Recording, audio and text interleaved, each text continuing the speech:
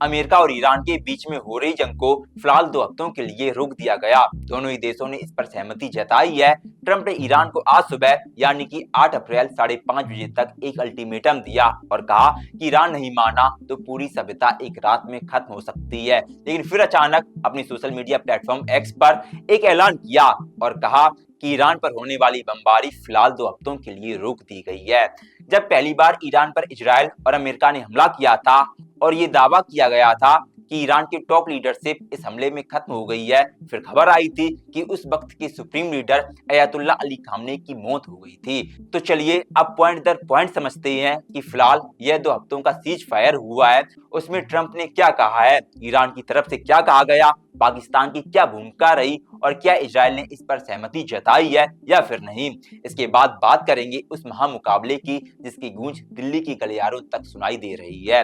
एक तरफ है ममता बनर्जी जो चौथी बार सत्ता की चाबी अपने पास रखने के लिए बंगाल अस्मिता का कार्ड खेल रही है और दूसरी तरफ है भारतीय जनता पार्टी जिसने अपनी पूरी ताकत झोंक दी है सोनार बांग्ला के सपने को हकीकत में बदलने के लिए। आज अपनी खास रिपोर्ट में इन्हीं सवालों के जवाब देने का प्रयास करेंगे। नमस्कार, हमारा नाम है प्रेम चतुर्वेदी और भारत की बात में आपका बहुत बहुत स्वागत है। बढ़ते हैं अपनी पहली खबर की तरफ।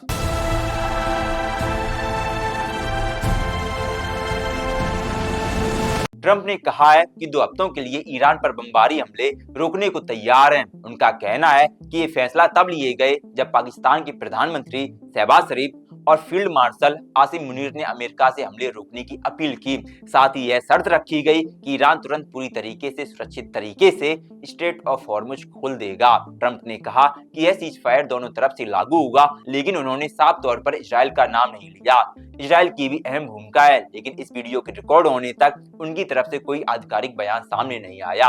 हालांकि ईरान और अमेरिका दोनों तरफ से सीज फायर की पुष्टि हो चुकी है। ट्रंप के मुताबिक ईरान ने 10 पॉइंट का प्रस्ताव दिया, इस पर बातचीत हो सकती है। उन्होंने कहा 2 हफ्तों का समय इस समझौते को आगे बढ़ाने के लिए दिया गया है। अब बात करते हैं ईरान की। ईरान की सुप्रीम नेशनल सिक्योरिटी काउंसिल ने भी 2 हफ्तों के सीज फायर की पुष्टि कर दी है। ईरान ने कहा कि सीज फायर को उनके नए सुप्रीम लीडर अयतुल्ला मुस्तफा खामनेई की मंजूरी मिली है। ईरान ने इस डील को अपनी जीत बताया और कहा कि अब एक स्थायी समझौते के लिए बातचीत इस्लामाबाद में होगी। ईरान ने ये साफ किया कि इसका मतलब जंग खत्म होना बिल्कुल भी नहीं है। जंग तभी खत्म मानी जाएगी जब 10 पॉइंट प्लान के सभी बिंदुओं पर अंतिम सहमति बन जाएगी।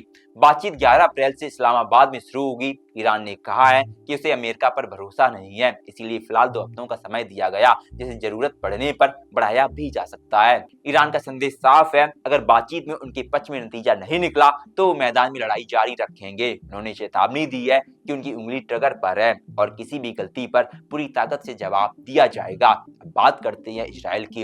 अमेरिका मीडिया रिपोर्ट्स के मुताबिक इजराइल ने भी सीज फायर के लिए हामी भर दी है। व्हाइट हाउस के एक सोर्स ने इजराइल की चैनल 12 से कहा कि सीज फायर तभी लागू होगा जब ईरान स्ट्रेट ऑफ हॉर्मुज को खोलेगा। हालांकि अभी तक इजराइल की तरफ से कोई आधिकारिक पुष्टि नहीं हुई है। अब बात करते हैं पाकिस्तान की। पाकिस्तान के प्रधानमंत्री शहबाज शरीफ ने कहा कि इस सीज फायर में अन्य सहयोगी देश भी शामिल हैं, जैसे लेबनान और अन्य देश।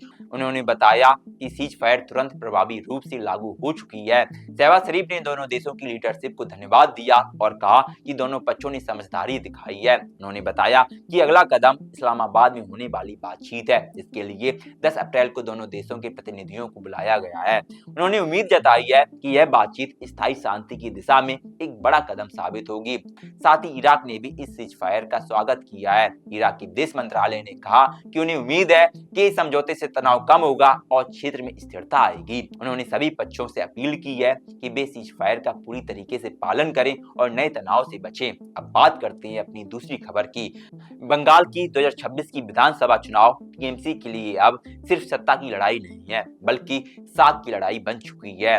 ममता बनर्जी ने अपनी पूरी कैंपेन 2 स्तंभों पर खड़ी की है। पहला कल्याणकारी योजनाएं और दूसरा बंगाली अस्मिता।